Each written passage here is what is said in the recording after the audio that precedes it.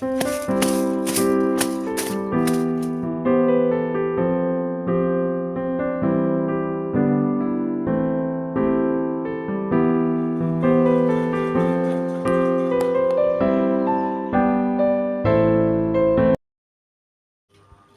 পাতাঝরা মৌসুম শেষে বসন্তের স্নিগ্ধতম বাতাস এবং নতুন পাতা গজানোর বিষয়টা একদমই অন্যরকম। আজকে আপনাদের সাথে আমার ছোট্ট বাগানের একটা ছোটোখাটো ক্লিপ শেয়ার করার মধ্যে দিয়ে ভিডিওটা শুরু করছি। আশা করছি আপনাদের কাছে ভালো লাগবে।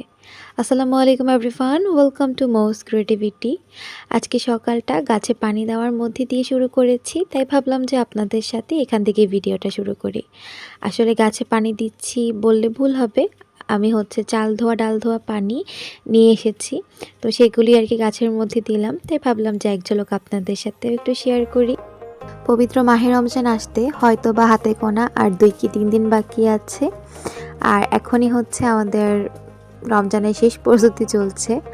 কিছু কারণবশত এবার আমাদের এই কাজগুলো করতে অনেকটাই দেরি হয়ে গেছে। বাসাতে আমার আম্মু সমস্ত ধোয়াধাইয়ের কাজ নিয়েছে, বিছানার চাদর পর্দা, আর আমার মেজ বোন ফার্নিচারগুলো মুছছে। তো আমি ছাদের মধ্যে এই সোফার যে পিলো তারপরে কুশন এগুলো আর কি নিয়ে এসেছি। এখন যেহেতু বেশ ভালোই কড়া রোদ ওঠে, তাই ভাবলাম যে এই সুযোগে এই সব কিছু শুকিয়ে নিয়ে আসি। আর জায়নামাজগুলো অনেক আগেই ধুয়ে দেওয়া হয়েছে, তাই ভাবলাম যে একটু কড়া রোদ বহিয়ে নিয়ে যাই। আর এখন যেহেতু একটু হালকা পাতলা ঠান্ডা পড়ে, সেজন্যই আর কি কাঁথাটাও রোদে দিয়ে দিয়েছি। আর এখন আমি রমজান উপলক্ষে কিছু খাবার ফ্রোজেন করে রাখবো, সেগুলোরই প্রিপারেশন নিব। আর আমার যেহেতু বললাম যে আমার বোন মা সবাই মিলে একসাথে কাজ করেছি, তাই আমাদের কিন্তু কাজ করতে অত বেশি সময় লাগেনি। আমি সেম দিনেই এই কাজগুলোও করতে পেরেছি। হয়তোবা যদি একা একা করতাম তাহলে একটু বেশি সময় লাগতো, কিন্তু সবাই মিলে করাতে কাজটা অনেক তাড়াতাড়ি হয়ে গেছে। এখানে রোল বানাবো, সেজন্য আমি ভেতরকার পুরটা রেডি করে নিচ্ছি। প্রথমেই আমি এখানে প্রয়োজন অনুসারে সয়াবিন তেল দিয়ে নিয়েছি, তারপরে 2টা পেঁয়াজ আমি কুচি করে নিয়ে এর ভিতরে দিয়ে দিয়েছি। এরপর আমি এর ভিতরে 1 চা চামচ পরিমাণে রসুন বাটা, 1 চা চামচ পরিমাণে আদা বাটা দিয়েছি। এরপরে একে একে 1 চা চামচ পরিমাণে জিরার গুঁড়া, 1 চা চামচ পরিমাণে দিয়েছি গরম মশলার গুঁড়া, স্বাদ অনুযায়ী দিবেন লবণ, ঝালটাও আপনারা আপনাদের স্বাদ অনুযায়ী দিবেন। তারপরে দিয়েছি 2 চিমটি পরিমাণে গোলমরিচের গুঁড়া। এগুলো একটু কষে আসার পরে আমি এর ভিতরে 1 টেবিল চামচ পরিমাণে দিয়ে দিয়েছি টমেটো সস। আপনারা চাইলে অন্যান্য সস অ্যাড করতে পারেন, কিন্তু আমি এখানে যেভাবে আমরা খেতে পছন্দ করি সেটাই আপনাদের সাথে শেয়ার করছি। এখানে আমি একদম ছোট ছোট করে মাংসের পিসগুলো করেছি, তো ওইগুলোই এখন এর মধ্যে দিয়ে একটু হালকা কষিয়ে নিয়েছি। একটু হালকা কষে আসার পরে আমি যে প্রথমে আপনাদেরকে দেখিয়েছি সবজিগুলো আমি গ্রেট করে রেখেছিলাম, সেগুলোই একে একে দিয়ে দিচ্ছি।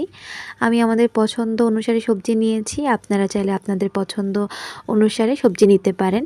আমি এখানে আলু আর গাজর গ্রেট করেছি, আর একটা ক্যাপসিকাম কেটে দিয়েছি। পুরটা রান্না হতে হতে আমি আমার সেকেন্ড রেসিপির প্রস্তুতি নেওয়া শুরু করে দিয়েছি। আমি এখানে 2-3টা ব্রেড নিয়েছি, চারপাশ থেকে ব্রাউন অংশটা ফেলে দিয়েছি। চিকেন নাগেটস বানাবো, তো চিকেন নাগেটসের যে মাংসের কিমাটা হয় ওইটার মধ্যে যদি এভাবে ব্রেডের সাদা অংশটা হালকা করে পানির মধ্যে ভিজিয়ে এভাবে আস্তে করে চেপে চেপে নিংড়ে নিয়ে দেওয়া হয়, তাহলে কিন্তু অনেক ভালো লাগে খেতে। একটা সফট ভাব আসে, জুসি জুসি একটা ফ্লেভার থাকে। আপনাদের মধ্যে হয়তোবা অনেকেই এই বিষয়টা কম বেশি জেনে থাকবেন, তারপরেও আমি আমার পার্সোনাল ওপিনিয়নটা আপনাদের সাথে শেয়ার করছি। তো খামিরটা অনেকটা এরকম হবে। এটাকে একটা পাশে রেখে আমি এখন আমার পুরটা দেখতে এসেছি। আমার পুরটা কিন্তু রেডি হয়ে গেছে, আর মাশাআল্লাহ খেতেও কিন্তু অনেক ভালো হয়েছিল। উপর থেকে ধনেপাতা ছিটিয়ে এটাকে আমি ঠান্ডা হতে রেখে দিব। যেহেতু আমি এটাকে 1 মাসের মতো ফ্রোজেন করব, তাই প্রপারলি ঠান্ডা হওয়াটা অনেক বেশি জরুরি। এটাকে ঠান্ডা হতে দিয়ে আমি অনেকগুলো কাজ করেছি, যেমন আটা রোলের জন্য যে আটাটা ওইটাকে ময়ান করে রেখে দিয়েছি। আর এখন আমি চিকেনের কিমাটা রেডি করে নিচ্ছি। মাংসের কিমাটা আমার রেডি হয়ে গেছে। এখন নাগেটস তৈরি করার জন্য যে সকল উপকরণ প্রয়োজন তা একে একে দিচ্ছি। প্রথমেই আমি যে ব্রেডটা তৈরি করে রেখেছিলাম পানি নিংড়ে, সেটাই এর মধ্যে দিয়ে দিলাম। এরপর আমি এর ভিতরে একে একে দিয়ে দিচ্ছি রসুন বাটা। রসুন বাটা আমি দিয়েছি 2 চা চামচ, 1 চা চামচ পরিমাণে দিয়েছি আদা বাটা, দিয়ে দিলাম 1 চা চামচ পরিমাণে জিরার গুঁড়া, 1 চা চামচ পরিমাণে দিয়ে দিয়েছি গরম মশলা গুঁড়া, স্বাদ অনুযায়ী লবণ, ঝালটাও আপনারা স্বাদ অনুযায়ী দিবেন। দিয়ে দিচ্ছি 2 চিমটি পরিমাণে গোলমরিচের গুঁড়া। আর এই তো এখানে 1 টেবিল চামচ পরিমাণে দিয়ে দিচ্ছি টমেটো সস। আপনারা চাইলে এখানে অন্যান্য সস ব্যবহার করতে পারেন। আমরা যেভাবে খেতে পছন্দ করি সেটাই আপনাদের সাথে শেয়ার করেছি। এখানে রোল বানানোর জন্য আমি রুটি বেলে নিচ্ছি। অফ ক্যামেরাতেই আমি ডোটা তৈরি করে নিয়েছি। আসলে একটা ভিডিওতে এত কিছু দেখানো পসিবল হয়ে ওঠেনি, তাই অফ ক্যামেরাতেই রুটির ডোটা তৈরি করে নিয়েছি। একদম পাতলা করে এবং বড় করে রুটি তৈরি করে নিয়েছি। রোলের শেপটা একদমই আপনাদের উপরে ডিপেন্ড করে। আপনারা যেভাবে পছন্দ করেন ঠিক সেভাবেই আপনারা চাইলে রোল করে নিতে পারেন। আমি সব সময় যেভাবে তৈরি করি আজকে আপনাদের সাথে সেভাবেই শেয়ার করার চেষ্টা করব। প্রথমেই আমি এখানে একটা পিঠার যে ছাঁচ বলে ওইগুলো আর কি নিয়েছি। তো ওইগুলোর মধ্যেই প্রথম আমি আর কি রোলটা বানাবো। আমার কাছে বিভিন্ন স্টাইলে বানাতে ভালো লাগে। আপনারা চাইলে এক স্টাইলে বা আপনাদের পছন্দসই স্টাইলে বানাতে পারেন। তো প্রথমেই আমি ছাঁচের মধ্যে রাউন্ড শেপের একটা আটার রুটি যেটা আর কি হয় সেটা দিয়েছি। এখন আমি জাস্ট ছাঁচের মধ্যে বসিয়ে একটু চাপ দিয়ে নিয়েছি। তারপরে সাইডে যে আটাটা বের হবে ওইটা জাস্ট ফেলে দিলেই হবে, একটা সুন্দর শেপ বের হবে। আমার কাছে এই ধরনের শেপগুলো অনেক বেশি ভালো লাগে। আর নেক্সট যেটা করব সেটাও আপনাদের সাথে অবশ্যই শেয়ার করব। ভিডিওটি দেখতে দেখতে এই পর্যন্ত যারা চলে এসেছেন, আশা করছি আপনাদের কাছে আজকের ভিডিওটি ভালো লেগেছে। যদি ভালো লেগে থাকে তাহলে সম্পূর্ণ ভিডিওতে আমার সাথে থাকবেন। আর ভিডিওতে যদি একটি লাইক না করে থাকেন, ভিডিওতে একটি লাইক করে দিবেন। আর আজকের ভিডিওটি কেমন লেগেছে চাইলে কমেন্ট করে জানিয়ে দিতে পারেন। কথা বলতে বলতে আমার প্রথম পিঠাটা তৈরি হয়ে গেছে। এখন আমি আমার নেক্সট পিঠা আপনাদেরকে তৈরি করে দেখাচ্ছি। এর জন্য আমি একটু পানি আর আটা লিকুইড করে নিয়েছি। এখন আমি চারপাশ থেকে এই লিকুইডটা দিয়ে দিচ্ছি। মাঝখানে পুরটা দিয়ে তারপরে আমি দুই পাশ থেকে মুড়িয়ে তারপরে রোলটা তৈরি করে নেব। এটা অবশ্যই আপনাদেরকে দেখে শিখতে হবে, এখানে বলে শেখানোর মতো কিছু নেই। আর আমি পরবর্তীতে কয়েকটা সমুসার মতো করে বানিয়েছি। আসলে পরবর্তীতে আমার আর এভাবে রোল বানাতে ভালো লাগছিল না। পরে সবচেয়ে সহজ যেটা একদম সমুচেই বানিয়ে দিয়েছি। এগুলোর পুরগুলো মোটামুটি এক টাইপেরই হয়। তো বেশি ঝামেলায় না গিয়ে আমি পরে কয়েকটা সমুসাও বানিয়ে ফেলেছি। এই ছিল আমার রোলগুলো। এগুলোকে এখন ফ্রোজেন করার জন্য ফ্রিজে ডিপ রোস্ট করতে দিব। আর এগুলো ডিপে রেখে আমি আরেকটা রেসিপি তৈরি করছি।